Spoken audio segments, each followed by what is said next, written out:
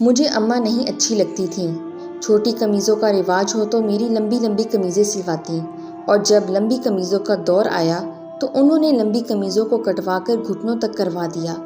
اچھے سے اچھے کپڑے کا ستیہ ناش کر دیتی تھیں۔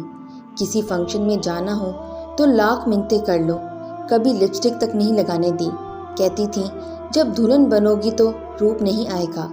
اسکول سے نکل کر کالج آئی تو کس کر حجاب اڑا دیا۔ یونیورسٹی میں لڑکیاں بال کھلے اتنی پیاری لگتیں اور ایک میں ابھی سے بوڑھی لگنے لگی تھی۔ ماں کس کس کے میری 2 چوٹیاں بناتی تھیں۔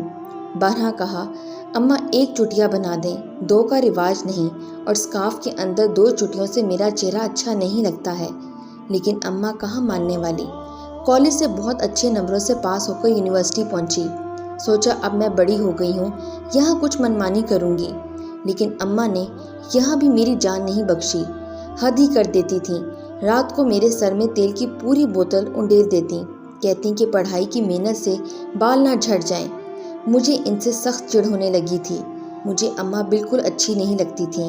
یونیورسٹی میں اتنے اچھے اچھے لڑکے نظر آتے تھے، بہت سے لڑکے اور لڑکیوں کی جوڑیاں بھی بنی ہوئی تھیں، مگر میری طرف مجال ہے کوئی متوجہ بھی ہو جائے، کیونکہ میرے سر سے کڑوے تیل کی بھبک آتی تھی۔ نہ جانے اس ایک لڑکے میں کیا بات تھی کہ اس کے ارد گرد لڑکیوں کا جم غفیر رہتا تھا۔ میری بھی یہ خواہش ہونے لگی کہ میں اس کی دوست بن جاؤں، مگر وہ تو میری طرف دیکھتا بھی نہیں تھا۔ اس وقت میری ایک سہیلی نے یہ کہا کہ دیکھو یاد رکھنا، تم جیسی ہو اسی طرح کے لوگ تمہیں ملیں گے۔ میں نے اس حقیقت کو تسلیم کر لیا اور پوری طرح پڑھائی میں مصروف ہو گئی۔ وقت گزرتا گیا اور پڑھائی مکمل ہوئی۔ رزلٹ آ گیا۔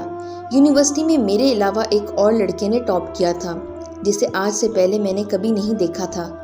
میری سہیلی کا کہنا سچ ثابت ہوا اور میری شادی میرے جیسے اسی ٹاپ کرنے والے لڑکے سے ہو گئی، جس کو یونیورسٹی میں کوئی جانتا بھی نہیں تھا۔ اب ہم دونوں کی ایک پیاری سی بیٹی ہے۔ میری جو خواہشات میرے دل میں رہ گئی تھیں، میں ان کو اپنی بیٹی کو سجا سنوار کر پورا کر رہی تھی۔ جب لوگ اسے ستائشی نگاہوں سے دیکھتے، میں باغ باغ ہو جاتی۔ اب وہ بڑی ہو رہی تھی۔ اس کی چال ڈھال میں مجھے ادائیں نظر آنے لگیں۔ وہ جہاں سے گزرتی لوگ اسے مڑ مڑ کر دیکھتے، پر مجھے اب یہ سب اچھا نہیں لگتا تھا، بلکہ سچ پوچھیں تو بہت برا لگتا تھا۔ میں نہیں چاہتی کہ اسے کوئی بھی ایسی نگاہوں سے دیکھے۔ آج مجھے شدت سے اماں یاد آ رہی ہیں، اور مجھے اماں کی وہ پابندیاں بھی یاد آ رہی ہیں جن کی وجہ سے وہ مجھے بری لگا کرتی تھیں۔